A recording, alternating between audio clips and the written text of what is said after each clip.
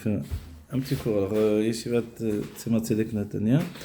Voilà, on va survoler le Bati Legani, on va dire. Parce que le faire dans le texte, finalement, l'intérêt c'est de le faire dans le texte pour le texte. Ok.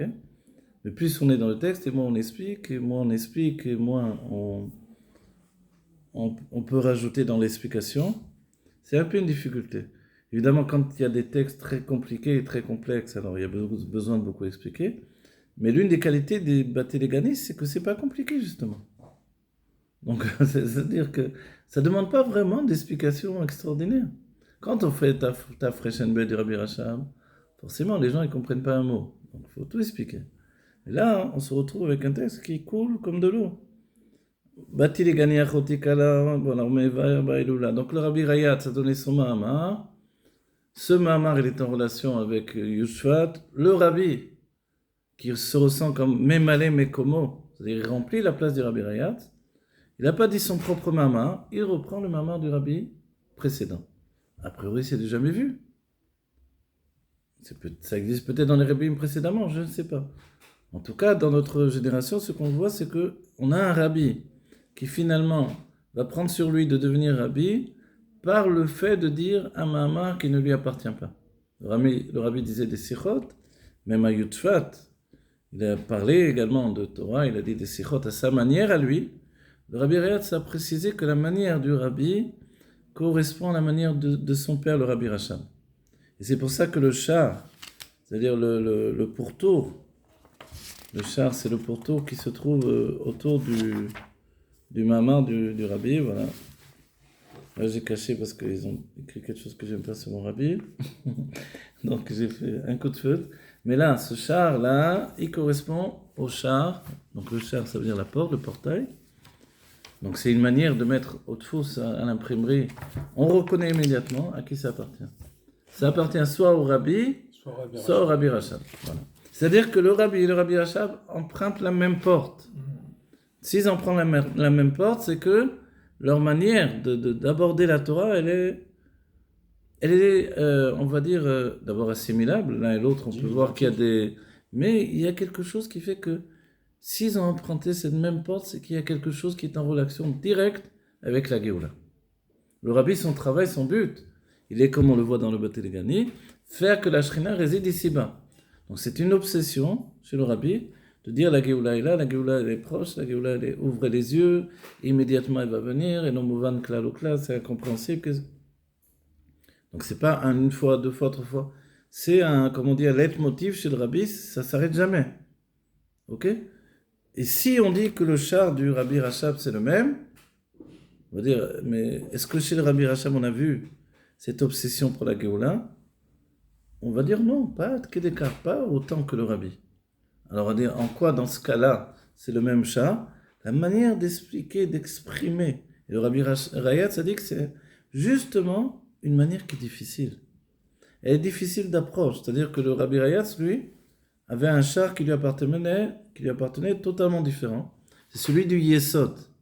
Le Yesod, c'est la force d'influence, elle a une beauté particulière. Le Rabbi Rayatz, c'est très beau.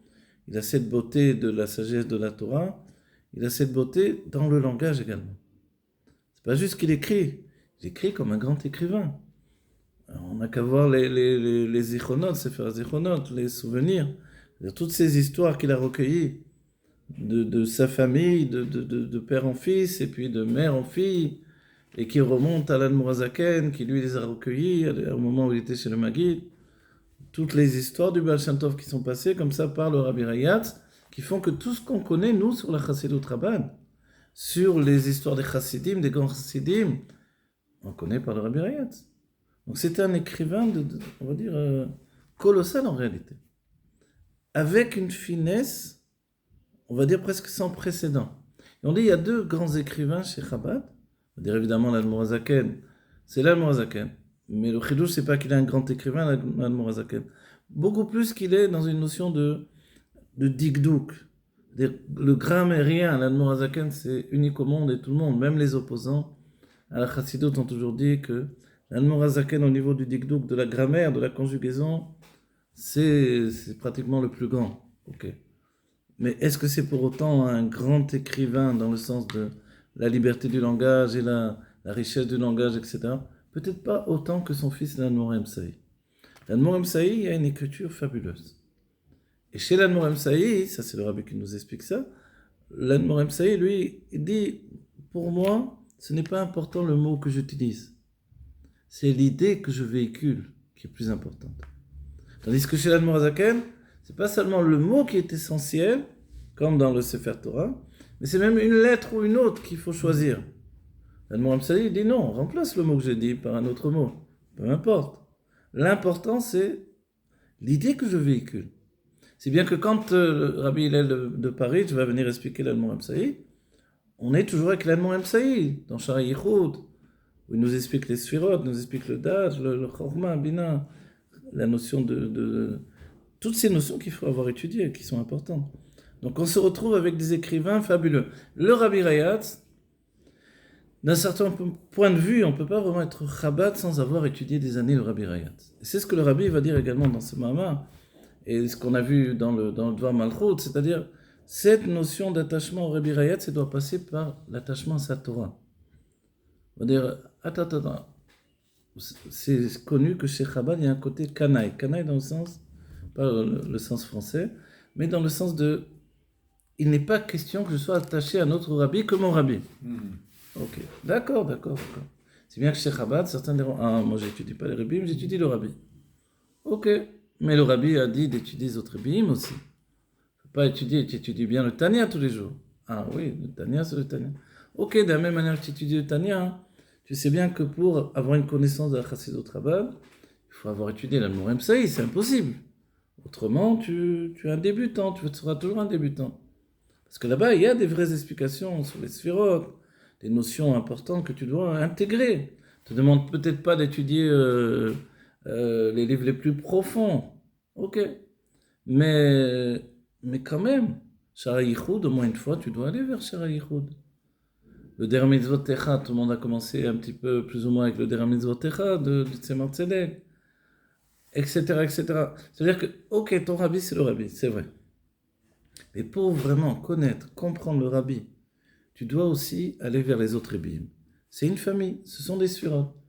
Tu ne peux pas dire il n'y a que la malchoute et c'est terminé. C'est vrai. Mais la malchoute, elle te dit, tiens, regarde, il y a les autres sphirot. Si bien que le rabbi, quand on va lui poser la question, mais pourquoi vous éditez tous ces livres? On a posé cette question au rabbi. Qui va étudier tout ça? Dans la Chassidut de Pologne, quand un rabbi sort un livre, c'est extraordinaire. Mais chez Chabad, un rabbi sort toujours un minimum de 20 livres. Un minimum. Parce que la plupart ne sont pas encore tous édités. Alors on va dire, et chez le rabbi, on voit que c'est des centaines de livres. Avec tous les livres que l'on fait à partir des lettres du rabbi, les livres de Halachot, etc. Donc on va dire, ok, c'est vrai qu'avec le rabbi, j'ai de quoi faire, j'ai de quoi étudier. Mais le rabbi, quand on lui a dit, donc, pourquoi vous éditez tous ces livres? Qui va les étudier? Le rabbi expliquait que, en plus d'être attaché au Nasi Ador, on est aussi attaché à un des rabbis. C'est pas forcément qu'on va être attaché toute sa vie, parce qu'on change. Mais on est attaché avec un des rabbis dans une certaine période, par exemple. Donc il y a des périodes où on est attaché à l'Admor Saï, des périodes où on est attaché au Rabbi Rachab. On ne peut pas dire qu'on a étudié Tampret Mimim si on n'a pas étudié Samer Vav. Ok, le Ain Bet, c'est pour les grands mashpim, d'accord, mais ça aussi c'est une légende. C'est-à-dire qu'on est obligé d'étudier le Rabbi Rachab aussi. Parce que sinon on ne sait pas ce que c'est la Elokout. C'est-à-dire qu'on ne voit même pas chez le Rabbi la force de Kitsour, de synthèse du Rabbi qui est extraordinaire, si on n'a pas précédemment étudié le Rabbi Rachab.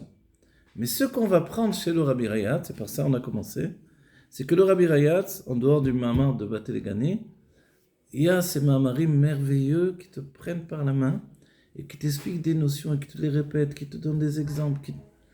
Et ça, c'est unique. C'est-à-dire, aucun des rabbins n'a fait une explication comme ça détaillée comme le Rabbi Rayatz. Il faut remonter à l'Admor Saï pour retrouver un approfondissement de ce genre-là, c'est-à-dire une longueur dans l'approfondissement.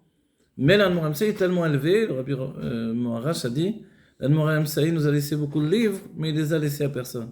Ça veut dire quoi? C'est-à-dire qu'ils sont tellement hauts. Qui étudie Imre Bina, qui étudie Shara Pirush Hamilot, c'est des livres tellement élevés, ok? Donc si tu n'as pas fait de Kabbalah, tu t'es pas approfondi dans la Kabbalah, c'est vrai que tu n'es pas trop attiré par tout ça parce que tu comprends rien. Mais le Rabbi Rayatz, le miracle, c'est qu'il vient t'expliquer des notions très très profondes de la Kabbalah en te prenant par la main, en t'expliquant. Il y a quelquefois chez le Rabbi Rayatz des choses étonnantes. C'est-à-dire, il est capable de te dire des choses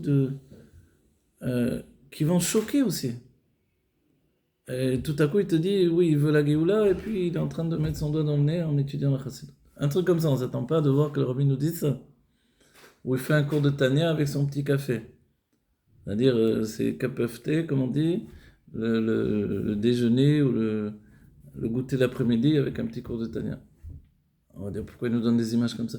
Parce que les images, c'est le propre du Yesod. Le Yesod, c'est la force d'influence, et en particulier la beauté, la clarté de l'image.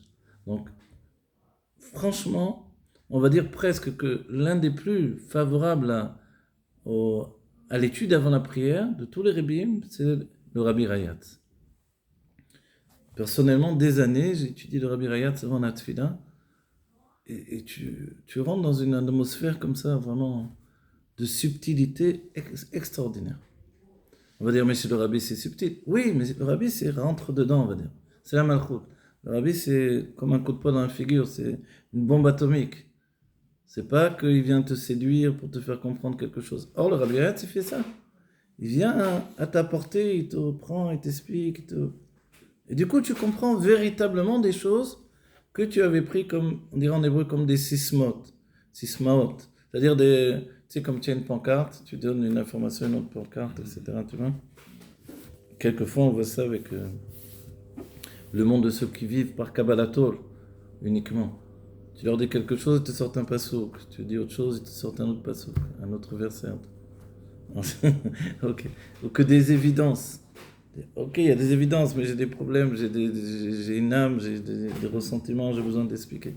Ok. Et le Rabbi Rayatz, il a conscience de ça. Et ça, c'est extraordinaire. Donc, il te fait pas une Torah que sur des évidences. Il te dit, viens, je t'explique, viens, je comprends le problème, on va rentrer dedans. Là. Et là, tu rentres dans un monde d'une beauté, d'un niveau raffiné extraordinaire. Et c'est pour ça que l'être lui-même, le Rabbi Rayatz, il est extrêmement raffiné. Et ça, c'est finalement ce Mahamar de Batelegani, il vient de terminer une période. La période de l'influence du Yesod. On passe à la Malchut. La Malchut, immédiatement, le Rabbi nous dit Aïkar ou Amaase. L'essentiel, c'est l'action. Et là, on se dit, attends, et la Malchut, alors, mais quel est le lien de la Malchut? Le Rabbi, la Malchut, c'est la révélation.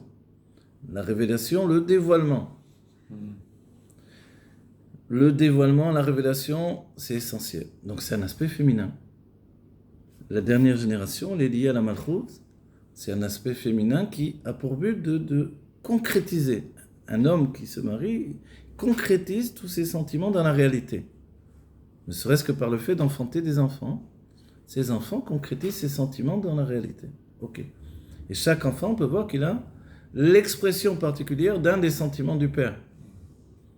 Ou jusqu'à un état où un enfant, peut-être l'aîné, souvent c'est l'aîné, qui prend un peu en brut les choses, et après ça se raffine. Et après de nouveau, les choses reviennent en brut et on raffine une seconde fois. Tout dépend combien il a d'enfants.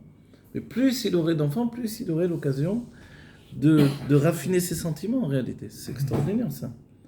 Mais on peut remarquer également qu'il y a un enfant donc qui, comme il a tout en brut, il renvoie au père une image de lui-même qui est peu favorable à ses yeux.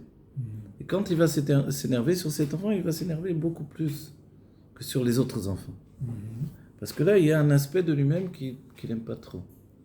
Donc si au lieu de s'énerver, il comprendrait que cet enfant me dévoile un aspect de moi-même que je dois aller taquiner, réparer, donc allons-y, faisons un travail vers moi-même. De la même manière que j'aimerais pas qu'on me crie du matin au soir, ou qu'on soit violent dans le langage avec moi parce que je me comporte d'une manière comme ça ou comme ci. De la même manière, je dois exprimer de la générosité avec cet enfant, en particulier. Parce que justement, sa manière d'être me présente sous un jour défavorable. J'ai comme l'impression que les autres me voient dans mon mauvais jour. C'est ça en fait au niveau psychologique. Et le Rabbi Rayatz, il vient avec toi et t'explique ce genre de choses-là. Il t'explique comment une sphira, elle est dans tous les exemples qu'il est possible d'expliquer d'une sphira. Et le Rabbi, on va dire, ok, j'ai pas compris une chose. C'est quoi le lien du Rabbi avec la Torah du Rabbi Rachab? Quand on regarde le Rabbi Rachab, c'est une décision. La décision de prendre les niveaux les plus élevés de la Chassidut, tels qu'ils sont développés chez l'Admor Emsaï, et de les amener au niveau de Amassé ou Haïkar. L'action, c'est l'essentiel. On va dire, mais comment on sait ça d'abord? Est-ce que ça a été prouvé? Oui. Tompret Mimim, les yeshivot, du Rabbi Rachab, la yeshiva Tompret Mimim, c'est exactement ça. Prendre les niveaux les plus hauts de la Chassidut et les amener dans une action concrète. Un jeune chassid qui est maintenant imprégné, complètement noyé dans le monde de la chassidoute et qui vit à un niveau d'exaltation intérieure qui se répercute sur son caractère, sur son comportement, sur son engagement. Ça, c'est unique. C'est-à-dire, comment on va dire, quand on est avec les tmimim, quelquefois, je ne sais pas si tu as eu l'occasion de te retrouver, par exemple chez le Rabbi, à Tishri, je me rappelle une fois à Tishri, j'étais chez le Rabbi, je suis resté que dans la souka. Tout le monde m'invitait, j'y allais pas. Je vais manger chez les Baalei Batim, viens manger chez nous sur la souka. Je restais sur la souka avec les tmimim. Et pourquoi? Parce que c'était un vrai bonheur de me retrouver autour des tmimim et de voir comment ils se comportaient. En plus, ils s'occupaient des enfants, des enfants plus petits, ils chantaient des nigounim. Il y avait une impression d'idvadut continue. Et cet engagement, en fait, dans la Torah du Rabbi, certains, je les voyais, ah non, ils mangeaient rien, ils goûtaient rien tant qu'il n'avait pas fini son Rambam. C'est extraordinaire de voir ça. Et ça, cet engagement-là, on le trouve nulle part. À l'armée, mais pas dans le judaïsme religieux, on va dire orthodoxe. Pas un tel engagement. Un tel engagement, c'est l'idée que vraiment nous sommes Tzivot Hashem, les armées de Dieu, et que l'on doit s'engager pour entraîner le monde vers la Géoula. C'est une action concrète. Et ça, on le trouve vraiment chez les Tmimim.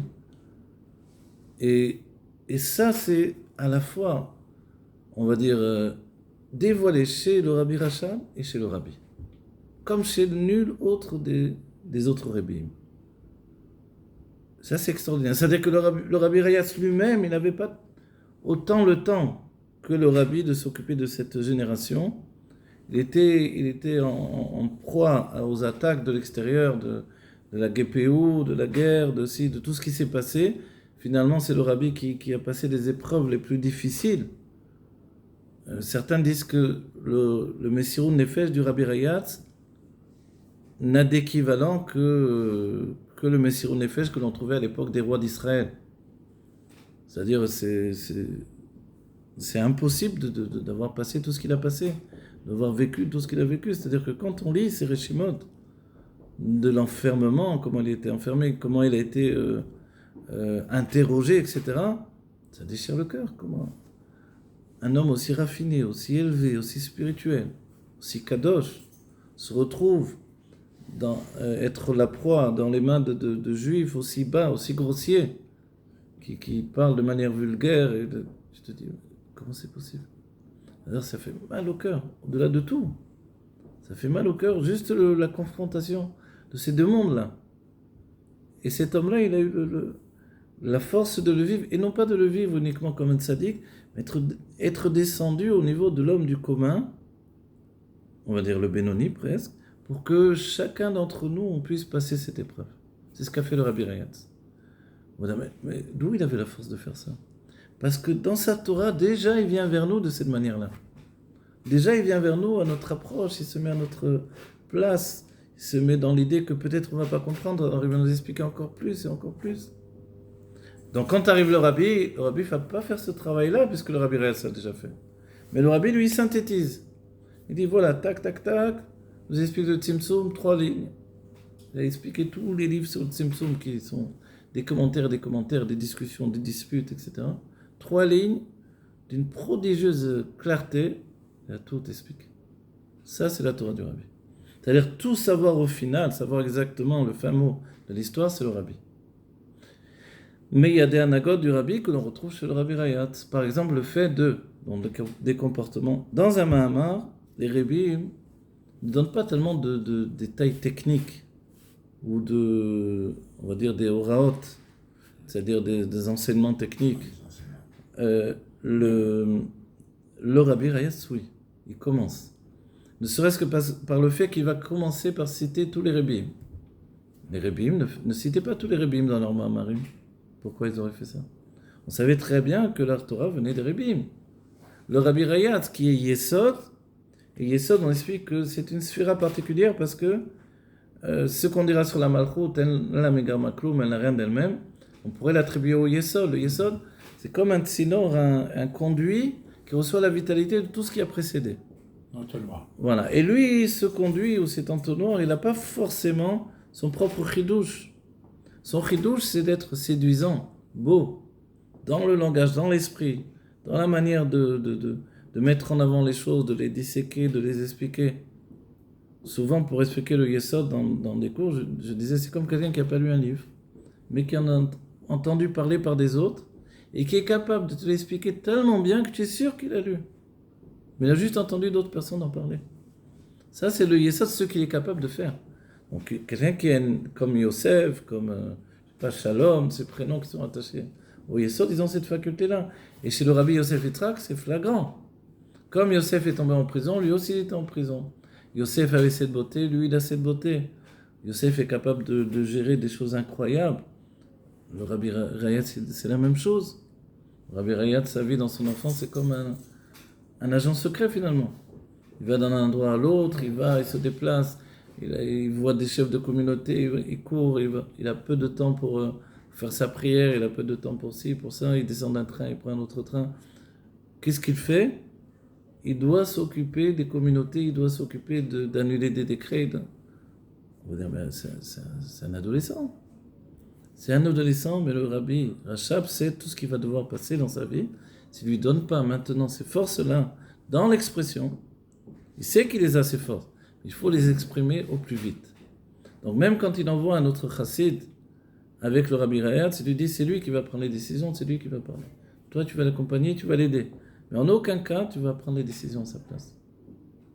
Et là, c'est un vieux chassid avec une grande sagesse, une grande connaissance et une grande expérience de la vie également, même communautaire. Mais pourtant, c'est le jeune adolescent, le rabbi Rayat, qui va prendre les décisions.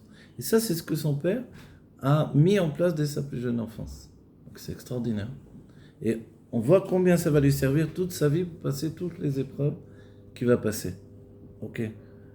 Donc on comprend bien que même le fait que le rabbi Rayat s'est mis en avant le rabbi d'une telle manière qu'il ait choisi ce gendre-là, et que quand il a fui la Russie, on lui a dit « Ok, tu peux partir ». Il a dit « Je ne partirai pas sans mes livres ». Il a dit donc « Ok ». Finalement, on lui accorde la possibilité d'emporter la moitié de ses livres. Ensuite, il dit « Je ne partirai pas sans mon gendre ». On lui dit « Écoute, Rabbi, tu te trouveras un autre gendre là-bas ». Il dit « un gendre comme ça, il n'y en a pas d'autre ». Donc, il n'est pas parti tant qu'on ne lui accorde pas la possibilité de partir avec son gendre. Et on voit qu'il y a une transmission, il y a un choix. Le rabbi Rayat a choisi le rabbi, de la même manière que le rabbi va nous choisir, nous, en tant qu'individus, chaque chassid de sa génération. Et ça, cette passation, c'est tout le sujet de Bati Legani, en fait. Bati Legani, c'est le Yesod, la force d'influence du rabbi Rayat, qui vient dans le Gan. Et le Gan, c'est toujours la Malchut, parce que le Gan, le rabbi Rachab, dans le Samervav, il nous dit, en fait, Gan Eden, c'est deux mots qu'on a réunis. D'un côté, il y a Eden, et d'un autre côté, il y a Gan. Gan, ça veut dire le jardin. Eden, ça veut dire délice, le plaisir. Quand tu réunis les deux, ça veut dire un jardin de délice, un jardin de plaisir. C'est ça que ça veut dire Gan Eden. Le Eden, par contre, il vient de la Chokhmah, de la sagesse divine. Là-bas brille le Keter, qui est essentiellement fait de plaisir dans son intériorité. Donc cette intériorité du Keter brille dans la Chokhmah. Du coup, la Chokhmah, c'est un plaisir de sagesse intellectuelle et ce qui dépasse l'intellect. Ok. Et qu'est-ce que donc la sagesse divine, forcément. Et qu'est-ce que le Gan? Le Gan, c'est la royauté, la Malchut, c'est la dernière des Sphirot. on va dire, alors, mais quel lien il peut avoir concrètement entre la dernière des Sphirot et la première, puisqu'ils sont tellement éloignés? D'autant plus que la Malchoute va donner naissance au monde de la séparation, ce qu'on peut considérer comme le début de la mort, alors que la Chokhmah, Veyamotu Velo Bechokma, on ne peut pas mourir dans la Chokhmah, donc la Chokhmah c'est la vie éternelle. C'est comme si tu parles de l'arbre de la vie éternelle et de l'arbre de la connaissance du bien et du mal. Ça c'est la Malchoute. C'est elle, c'est la Malchoute. On va dire quel est le lien qui peut exister entre les deux. Et ça nous disent Abba Yassad Brata. Le père va donner naissance à la fille. Mais va donner naissance, c'est pas juste à traduire comme ça. Yassad, c'est Yesod. Le père va donner le fondement de la fille. Et le Yesod, c'est de ça dont on parle. C'est-à-dire comment l'Admorazaken va être celui qui influence le Rabbi par le biais du Yesod. Par le biais du Rabbi Rayatz, l'Admorazaken va influencer le Rabbi directement. Du coup, on voit un lien particulier entre l'Admorazaken et le Rabbi. Les deux sont des géants dans la Torah dévoilée et la Torah cachée. Chez le Rabbi Rayatz, on ne voit pas tellement mis en avant le fait de la Torah dévoilée, la Gemara, la Halacha, etc. Bien sûr, tous ces mamarim sont remplis, mais ce n'est pas mis en avant, ni comme son père. Rabbi Mourash avait ce côté de mettre en avant quand même beaucoup de niglé, beaucoup de Torah dévoilée. Et chez le Rabbi Rayatz, non, les mamarim sont vraiment de la Pimiuta Torah à part entière. Son grand-père, pardon, je voulais dire, Rabbi Mourash, le grand-père du Rabbi Rayatz. Mais Rabbi Rayatz, lui, il prend le courant comme son propre père, c'est-à-dire investi totalement dans la Pimiuta Torah. Alors on va dire, c'est extraordinaire qu'il y a 3 passages incroyables. Le Rabbi l'Admorazaken, qui ouvre la porte, qui est une âme nouvelle, qui va ouvrir la porte de la Chassidut Chabad. Il va structurer, parce que c'est une mission qu'on lui a donnée, la Chassidut Chabad autour du livre qui s'appelle le Tanya.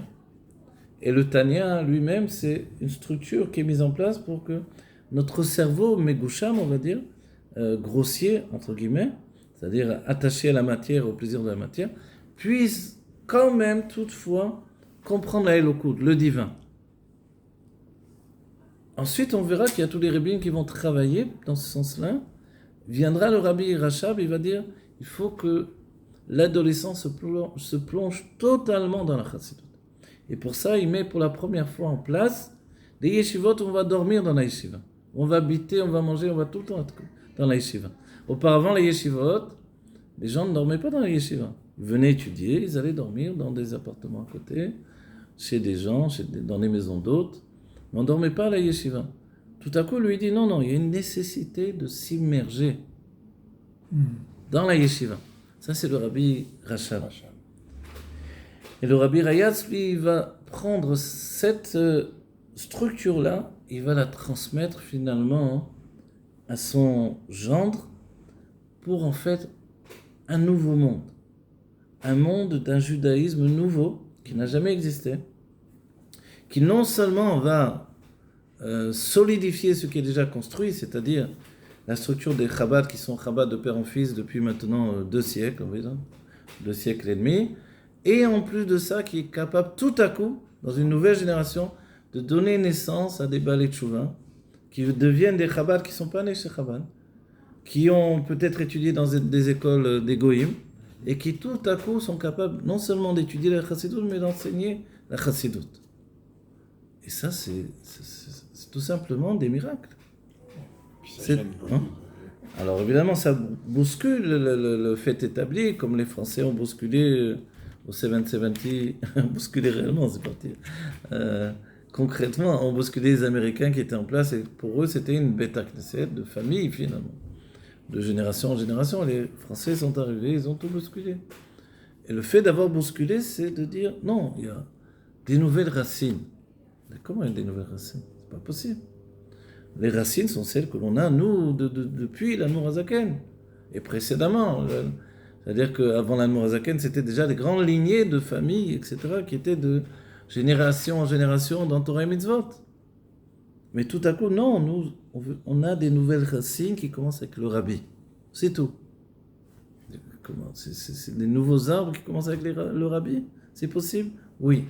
Et ça, c'est vrai que c'était impossible avant que le Rabbi Rayas n'envoie les chassidim en shlichut. Au début, c'était vraiment des grands chassidim, le Rav Nemanov, le Rav Mathiozov, etc., qui les envoie en Tunisie, qui les envoie au Maroc. C'est pas rien cette action-là qu'a commencé le Rabbi Rayas. C'est le début finalement de la relation, déjà entre le monde ashkénaze et le monde sfarad. Le fait de s'être attaché pour les chassidim également à quelqu'un comme Baba Saleh, etc., c'est de comprendre que pour les âmes, il n'y a plus uniquement une seule lignée qui va établir ma qualité. La lignée, en fait, elle est infinie. On peut venir de tous les milieux. C'est ce que l'on choisit qui est l'essentiel. Pas ce que l'on est par la naissance. C'est beaucoup. Et ce qu'on découvre, c'est qu'on a une âme prédisposée à ça. De la même manière que quelqu'un qui n'est pas juif ne peut pas le devenir, ou il a une âme juive ou il n'en a pas, c'est tout. Oui. De la même manière, si tu n'as pas en toi la graine du chassid qui va s'épanouir, tu ne peux pas l'avoir, c'est tout. Donc si tu l'as, tu vas être dans l'impossibilité de ne pas te tourner vers le Rabbi, vers sa Torah, et vers la conscience que Torah et Mitzvot, par la vitalité de la Chassidut, Chabad, c'est d'abord de commencer à y comprendre quelque chose, et d'être totalement soumis, et d'être attaché au Rabbi, parce que c'est un élixir de vie qui va te diriger vers le monde qui est le tien finalement, où tu vas trouver ta place de Mekabel et de Mashpia à la fois. Tu vas recevoir et tu vas être celui qui donne. Et ça, tout ça, pour nous, dans notre génération, quand est-ce que ça commence? Avec Bati Legani. Bati Legani, Yud Shvat, Yud Aleph Shvat. Le Rabbi, alors Yud Aleph, à 11h du soir, il entraîne le monde vers un renouveau qui est fait de tout ce qui a existé, mais qui nous offre de nouvelles racines. Et ça, c'est extraordinaire. Voilà, Yechia Melech HaMashiach. C'est pour ça que le Rabbi, c'est le Mashiach. C'est parce qu'il y a eu un premier, qu'il est le 7e, et que le 7e est chéri, et que la Shekhinah est revenue dans ce monde. On va dire, on ne la voit pas du tout. On ne la voit pas, c'est notre problème. Mais elle est là. Le Beth Amikdash est là. La table est déjà dressée, le Farbringen est déjà commencé. Je suis en train d'arriver en retard au Farbringen de la Géoula. Il faut se dépêcher. Yechia Melech HaMashiach.